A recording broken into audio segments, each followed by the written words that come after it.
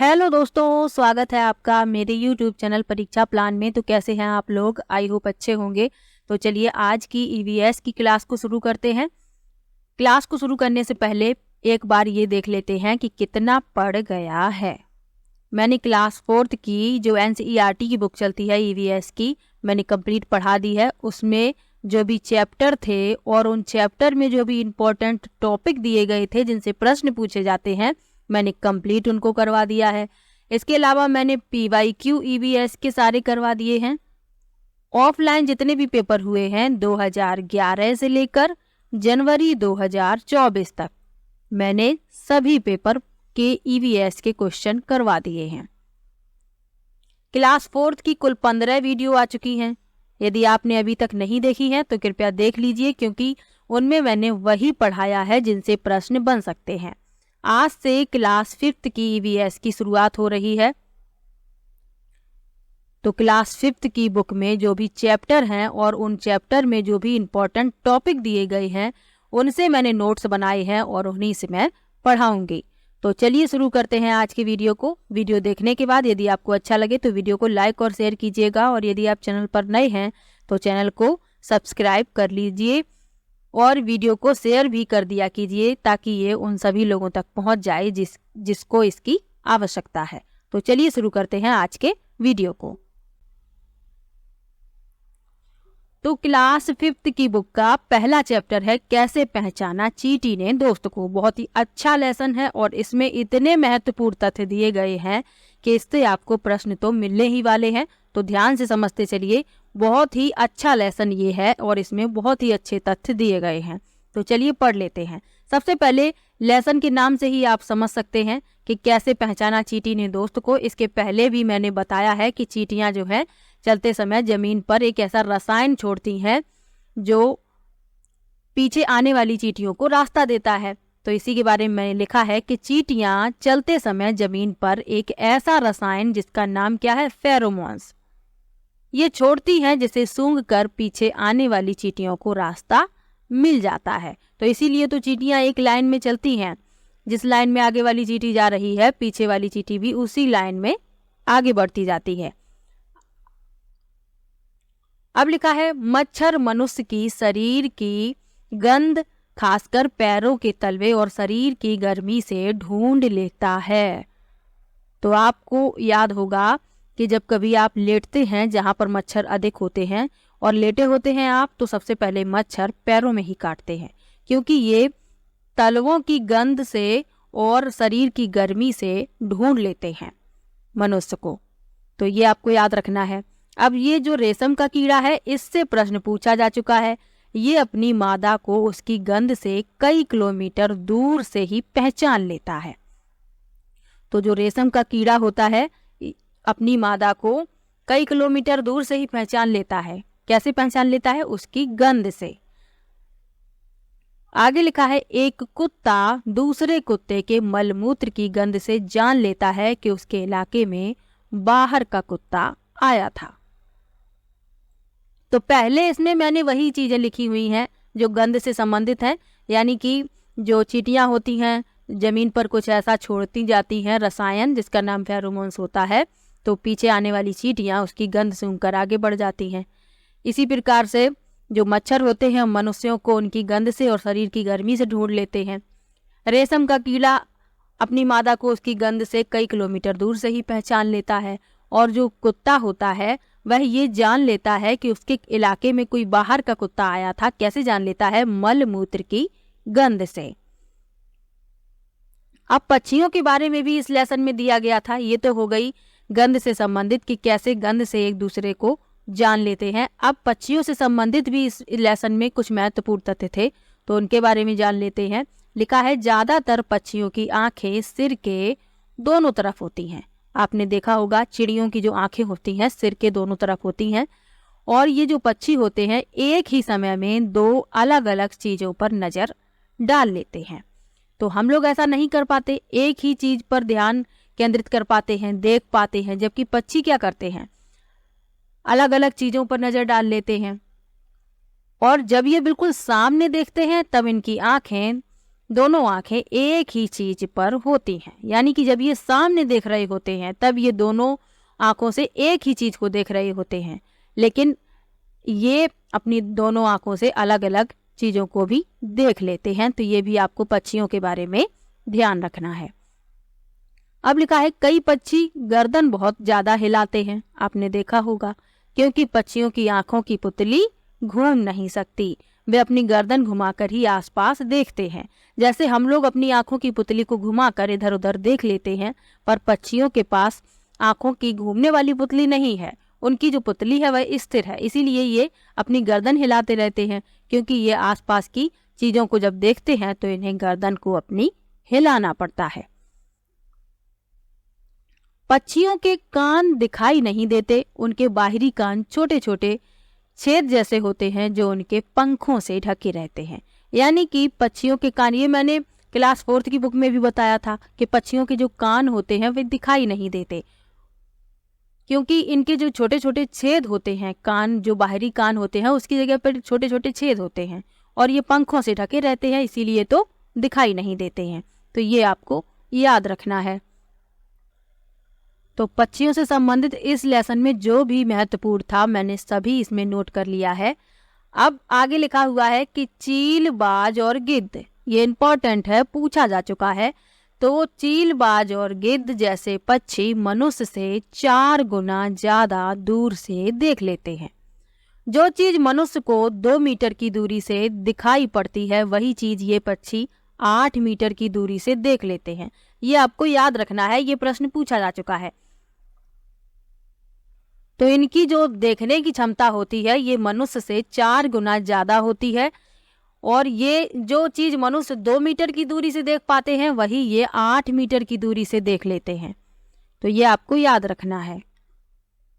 आगे मैंने लिखा है कि रात में जागने वाले जानवर हर चीज को सफेद और काली ही देखते हैं। ये भी कई बार पूछा जा चुका है। यदि आपने प्रीवियस ईयर के पेपर देखे हैं तो आपको पता होगा कि ये प्रश्न कई बार पूछा जा चुका है। प्रश्न इस तरीके से पूछा गया है कि रात में जागने वाले जानवर हर चीज को किस रंग में देख पाते हैं, तो आपको याद रखना है सफेद और काली ही देख पाते हैं। दिन में जागने वाले जानवर कुछ रंग ही देख पाते हैं। अब ऐसा नहीं है कि जो जानवर दिन में जागते हैं वो सभी रंग देख लेते हैं। जो दिन में जागते हैं वो भी कुछ ही रंग देख पाते हैं, लेकिन जो रात में जागते हैं वे 2 ही रंगों में हर चीज को देखते हैं, और वो रंग क्या है, सफेद और काली। अब लिखा हुआ है सांप के बाहरी कान नहीं होते, वे जमीन पर हुए कंपन को ही महसूस करते हैं। यानी कि सांप जो है कंपन को महसूस करते हैं, इनके कोई भी बाहरी कान नहीं होते हैं। जो कान कान में लेसन मैंने पढ़ाया था, क्लास 4th का लेसन था, तो उसमें मैंने बताया था कि जिनके शरीर पर बाल नहीं होते और जिनके कान बाहर दिखाई नहीं देते वे अंडे देते हैं। ये मैंने कान कान वाली लेसन में बताया था। और जिनके कान बाहर की तरफ दिखाई देते हैं, शरीर पर बाल होते हैं, वो बच्चे देते हैं, यानी बच्चों को जन्म देते हैं। तो ये उसी लेसन में बताया था। तो आपको ये भी याद रखना है सांप अंडे देता है क्योंकि इसके बाहरी कान तो है नहीं, ना ही इसके शरीर पर बाल होते हैं। तो ये सुनते कैसे हैं, ये जमीन पर हुए कंपन को महसूस करते हैं। आगे लिखा है कुछ जानवर तूफान या भूकंप आने से पहले अजीब हरकतें करने लगते हैं। जो जंगल में रहते हैं और जानवरों के इस व्यवहार को समझते हैं वे जान लेते हैं कि भूकंप आने वाला है या कुछ अनहोनी होने वाली है। यानी कि जानवर जो होते हैं, ये तूफान आने वाला होता है या भूकंप आने वाला होता है तो वो अजीब हरकतें करते हैं। अब जो जंगल में रहते हैं तो जानवरों के इस व्यवहार को समझते हैं कि इनके व्यवहार में परिवर्तन आ रहा है, ये अजीब हरकतें कर रहे हैं, तो कुछ अनहोनी होने वाली है या फिर भूकंप आने वाला है। तो ये वही लोग समझ सकते हैं जो जंगल में रहते हैं और जानवरों के व्यवहार को भली भांति समझते हैं। तो ये लोग जान जाते हैं कि भूकंप आने वाला है या कुछ घटना ऐसी घटित होने वाली है जिससे हानि होगी। और जानवर जो जंगल में रहते हैं वो अपनी खास तरीके की आवाजें भी निकालते हैं। जैसे खतरा होता है तो ये अजीब तरीके की आवाज निकालते हैं। कोई पक्षी खतरनाक आ रहा होता है इनके पास तो ये दूसरे तरीके की आवाज निकालते हैं और अपने समूह को ये आगाह करते हैं, सावधान करते हैं कि ये खतरा आने वाला है। अब 2004 में जब सुनामी आई थी तो क्या हुआ था कि जानवरों के अजीब व्यवहार और उनके द्वारा दी गई चेतावनी भरी आवाजों को अंडमान की एक खास आदिवासी जाति समझ गई थी।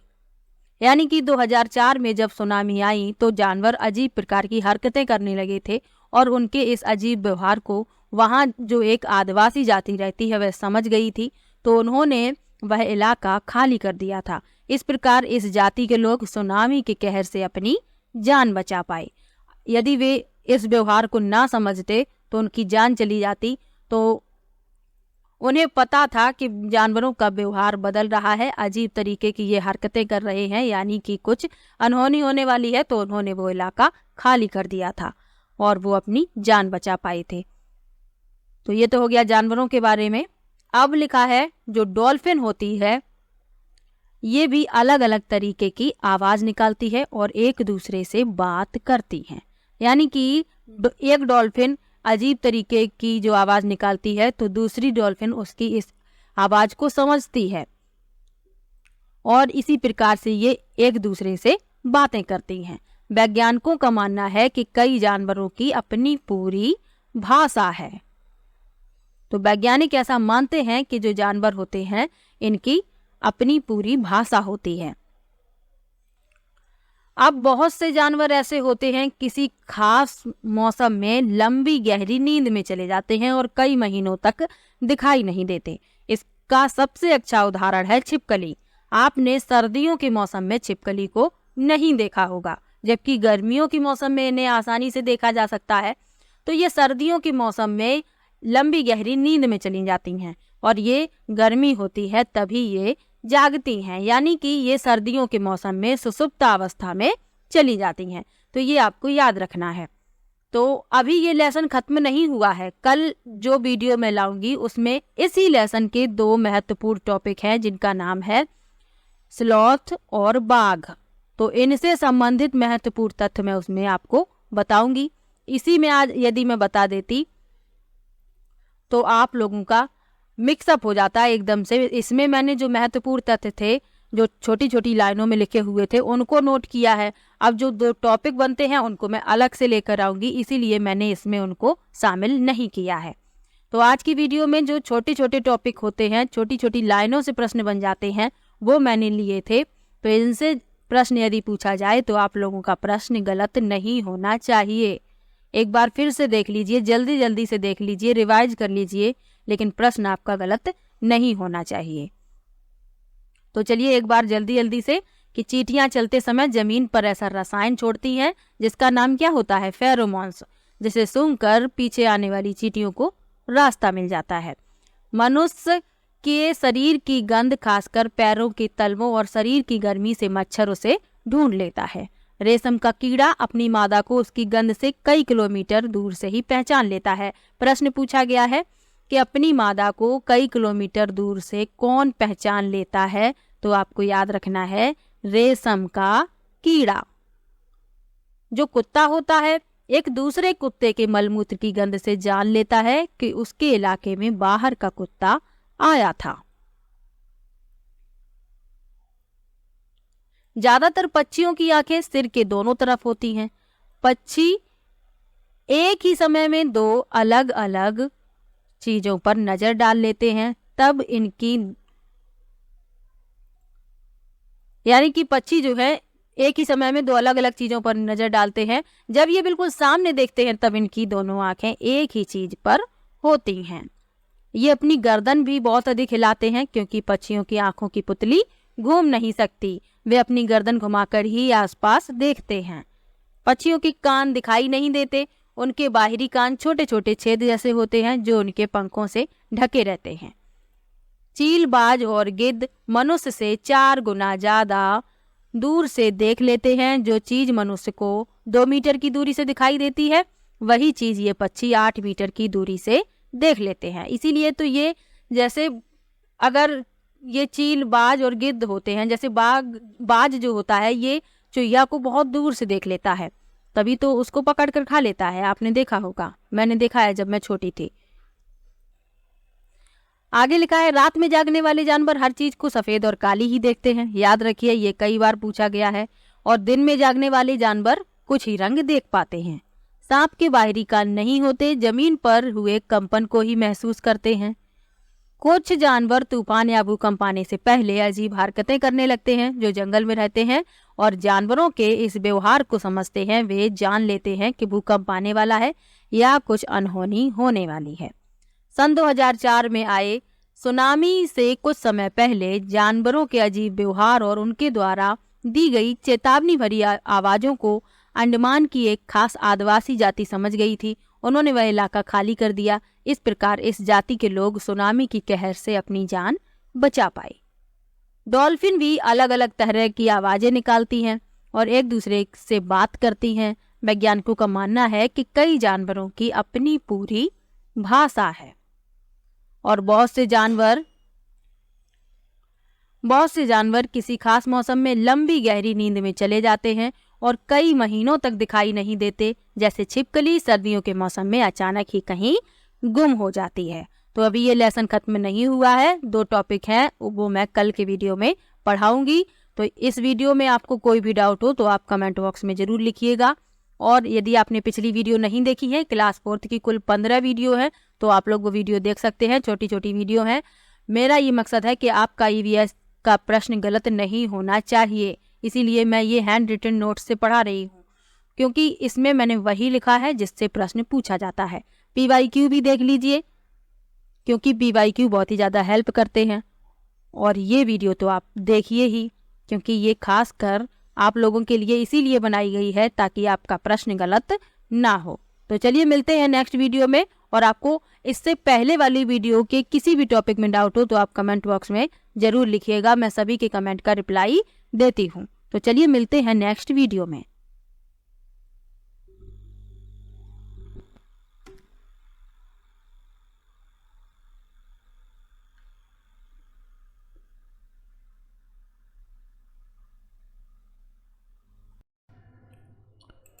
वीडियो कैसा लगा कमेंट बॉक्स में ज़रूर बताइएगा। वीडियो को लाइक कीजिए, शेयर कीजिए और चैनल को सब्सक्राइब कर लीजिए।